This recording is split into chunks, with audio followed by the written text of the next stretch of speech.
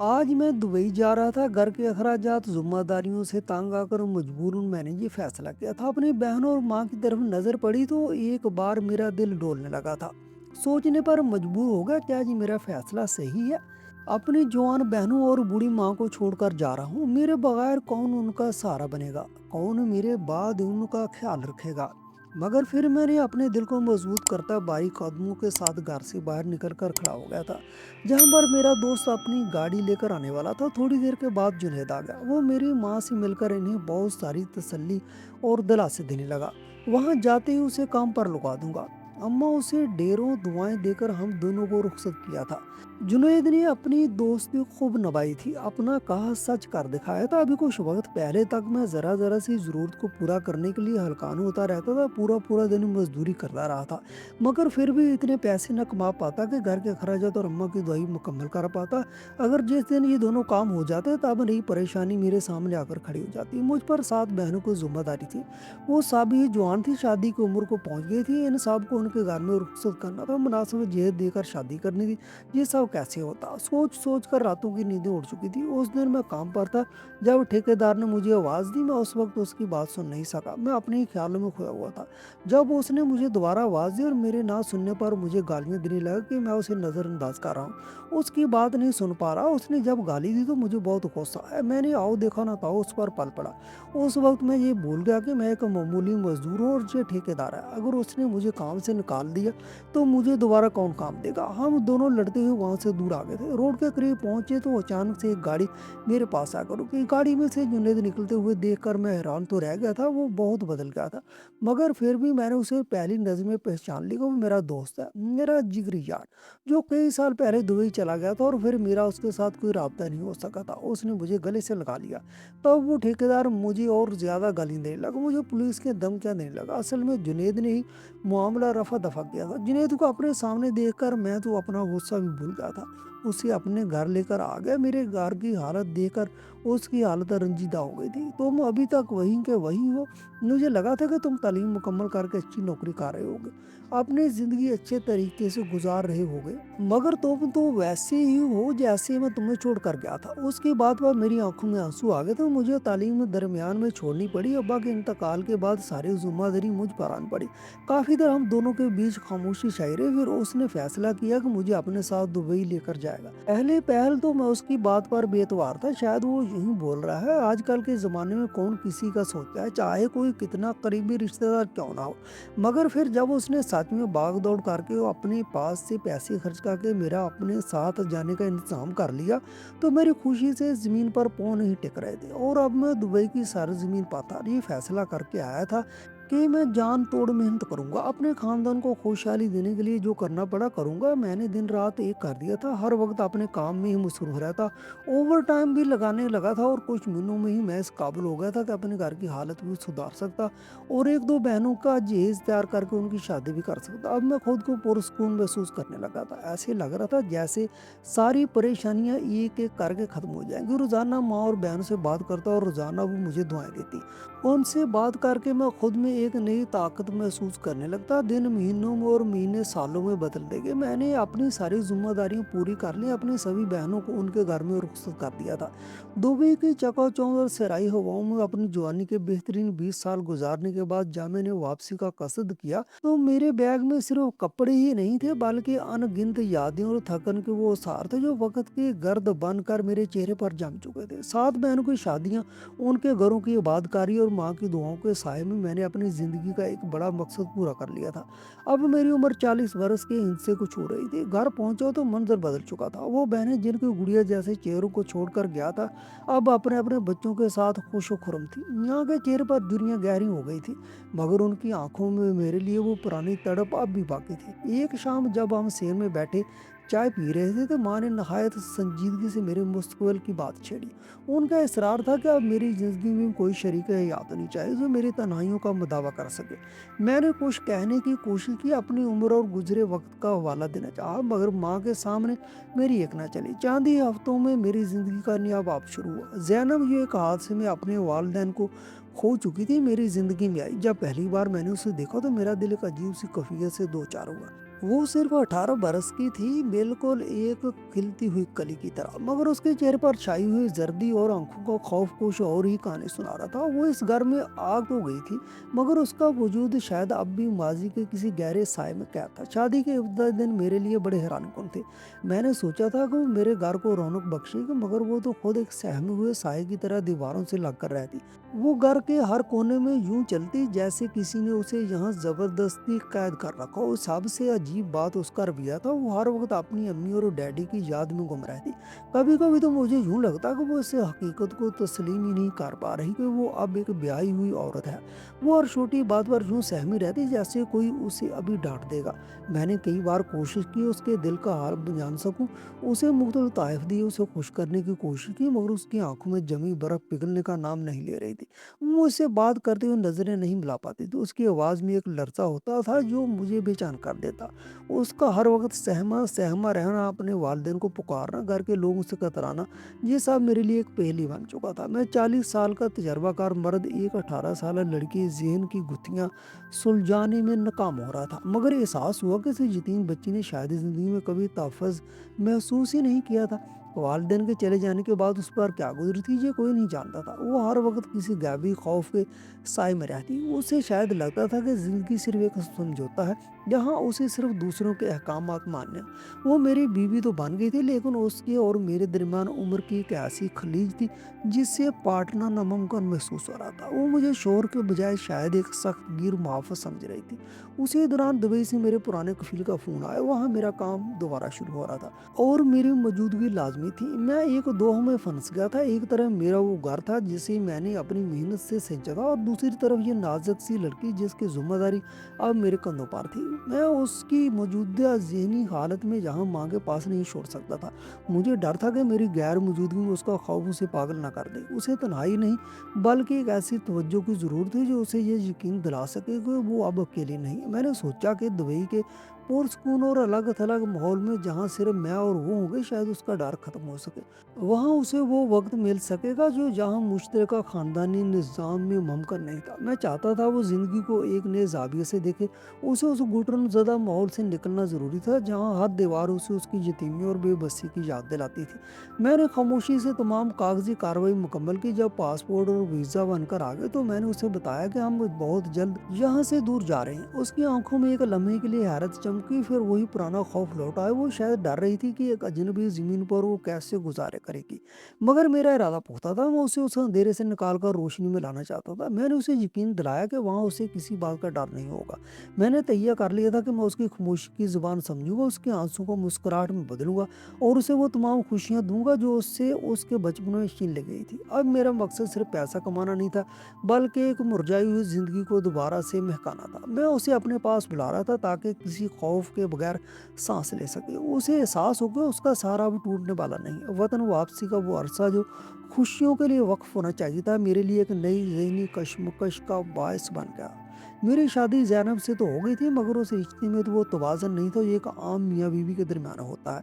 वो 18 साल लड़की जो अपने वालिदैन को खोने के बाद दुनिया के हर साए से डरती थी, मेरे लिए एक ऐसी ज़िम्मेदारी बन गई थी जिसे मैं समझने से कासर था। वो हर वक्त सहमी रहती, वो उसके होंठों पर अक्सर अपनी फौतशुदा माँ बाप का तज़किरा रहता, और वो उस घर के दरो दीवार में खुद को एक कैदी तस्वर करती थी।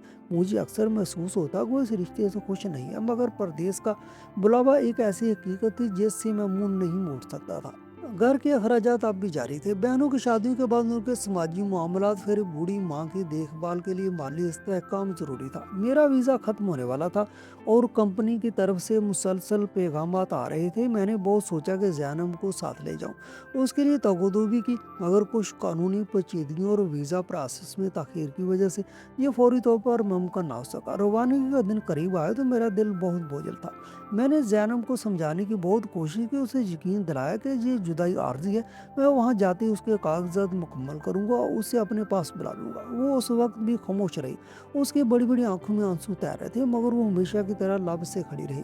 उसने सिर्फ इतना कहा था, क्या मैं यहाँ अकेली रह पाऊंगी? उसके सवाल में एक ऐसा खौफ था जिसने मेरा कलेजा चीर दिया, मगर हालात के जबर के सामने मैं मजबूर था। मैंने उसे तसल्ली दी कि माँ उसके साथ है, उसे कोई तकलीफ नहीं होगी। मैं दोबारा दुबई की इसी सरजमीन पर कदम रख चुका था जहाँ मैंने अपनी ज़िंदगी के 20 साल गुनवा दिए थे। थे। वहाँ पहुँचते ही मैंने दोबारा से इसी मशीनी ज़िंदगी में जकड़ गया, मगर इस बार मेरा मकसद सिर्फ पैसा कमाना नहीं था, बल्कि अपनी बीवी को इस तन्हाई से निकालना था। मैं दिन रात ओवर टाइम करता ताकि जल्द से जल्द इतना सरमाया जमा कर सकूं कि ज़ैनब का वीज़ा और रहाइश का बंदोबस्त हो सके। मैं वहाँ एक-एक दिन गिन कर गुज़ार रहा था। रोज़ाना घर फ़ोन करता, माँ से बात होती, वो खरी तो बताती, मगर जब मैं ज़ैनब से बात करने की कोशिश करता तो बस मुख्तसर जवाब देकर खामोश हो जाती। उसके लहजे की वो थकन, खौफ, फ़ोन की लकीरों के इस पार भी मैं महसूस कर सकता था। वहाँ रहते हुए मैं अक्सर अकेले बैठकर सोचता कि जब वो यहाँ आएगी तो मैं उसे कहाँ-कहाँ लेकर जाऊँगा। मैंने सोच रखा था उसे दुबई की बुलंदों वाला इमारतें दिखाऊँगा, उसे समंदर के किनारे ले जाऊँगा ताकि उसके अंदर का वो खौफ ख़त्म हो सके जो उसे पाकिस्तान में गिरे रहता है। मैंने उसके लिए नए कपड़े, कुछ ज़ेवरात भी खरीदने शुरू कर दिए थे। मुझे लगता था कि जब वो यहाँ मेरे साथ तन्हा रहेगी, जहाँ उसे कोई टोकने वाला नहीं होगा, तो शायद वो मेरे करीब आ सके और मुझे एक शौहर की हैसियत से कबूल कर ले। वक्त गुजरता गया और वो दिन भी करीब आ गया जब उसके कागजात तकरीबन मुकम्मल हो चुके थे। मैं बहुत खुश था। मैंने उसके लिए टिकट बुक करवाने की मनसूबाबंदी कर ली। उस रात मैं बहुत सुकून से सोया था, ये सोच कर के अब चंद ही दिनों में वो मेरी आंखों के सामने होगी। मैं उसे बताऊंगा कि मैंने उसके लिए कितनी ख्वाब सजे हैं, मगर तकदीर का लिखा कोई नहीं बदल सकता। अगली सुबह जब मैं काम पर जाने के लिए तैयार हो रहा था, मेरे फ़ोन की घंटी बजी। स्क्रीन पर माँ का नाम देखा कि मेरा दिल अचानक ज़ोर से धड़कने लगा। इतने सवेरे माँ का फ़ोन आना मामूल की बात नहीं थी। मैंने कांपते हाथों से फ़ोन उठाया। दूसरी तरफ माँ की सिसकियों भरी आवाज़ सुनाई दी। वो बोल नहीं पा रही थी, उनका गला रिंधा हुआ था। बेटा, सब खत्म हो गया, माँ ने रोते हुए कहा। मेरा सांस जैसे सीने में अटक गया। माँ, क्या हुआ? आप ठीक तो हैं? बहनें ठीक हैं? मैंने बदहवासी में पूछा। माँ ने एक लंबी आह भरी और जो लफ्ज़ कहे वो मेरे कानों में तपते हुए शीशे की तरह उतर गए। ज़ैनब, ज़ैनब चली गई बेटा। वो हमें छोड़कर अपनी अम्मी डैडी के पास चली गया। मुझ पर जैसे सख्त तारी हुआ, जैसे मुझे लगा कायनात की हर आवाज़ थम गई हो। माँ बता रही थी उसे रात को अचानक तेज़ बुखार हुआ। वो हिजानी कफियत में अपने वालिदैन को पुकारती रही और अस्पताल पहुंचने से पहले ही उसका मासूम दिल धड़कना बंद हो गया। वो लड़के जिसे मैंने तहफ़्फ़ुज़ देने के जवाब देखे थे, जिसे मैंने प्रदेश बुलाने के लिए दिन रात एक कर दिया था, वो खामोशी से इस दुनिया से कूच कर गई थी। मेरा वो फैसला उसे पाकिस्तान छोड़कर आऊं अब मेरे सामने एक मुजरम बनकर खड़ा था। मैंने सोचा था उसे अपने पास बुला लूंगा, उसे खुशियां दूंगा, मगर जिंदगी ने मुझे मोहलत ना दी। वो यतीम लड़की जो हर वक्त सहम कर रहती थी, शायद उस दुनिया की तलखियों को बर्दाश्त नहीं कर सकी और खामोशी से अपनी अब्दी पनाहगाह की तरफ निकल गई। जैनब की मौत की खबर ने मेरी रूह को फना कर दिया था, लेकिन परदेश की मजबूरियां और माली बोझ ऐसा था कि मैं फौरी तौर पर पाकिस्तान न जा सका। मैंने अपने दुख को काम के बोझ तले दबाने की कोशिश की। फैसला किया कि अब माँ को अपने पास दुबई बुला लूंगा ताकि उनकी खिदमत कर सकूं और वो भी जहाँ की रौनकें देखकर अपना काम गलत कर सके। माँ जब दुबई आई तो बहुत खुश थी। वो मॉल में घूमती, अपनी बेटियों और उनके बच्चों के लिए ढेरों खरीदारी करती, रंग बिरंगे कपड़े तोहफ देकर उनके चेहरे पर एक इत्मीनान आ जाता। जब कहीं मैं तज़किरा करता कि अम्मा अब कुछ दिन के लिए पाकिस्तान चलते हैं, मेरा दिल उदास है, तो वो फ़ौरन मुझे रोक देती। वो कहती, बेटा अभी वहाँ जाने की क्या ज़रूरत है, वहाँ अब रखा ही क्या है, कुछ वक्त यहीं पुरसकून से रहते हैं, वहाँ तो बस परेशानियाँ ही हैं। मैं उनकी बात मान लेता, ये सोच कर कि शायद वो भी इस सदमे से दूर रहना चाहती हैं। एक दिन घर में सन्नाटा था। मेरी बहन की कॉल आई। उसकी आवाज़ में एक अजीब सी घबराहट और बेचैनी थी। उसकी कही हुई चंद बातों ने माँ को तड़पा दी और मेरा दिल भी एक अनजाने खौफ से भर गया।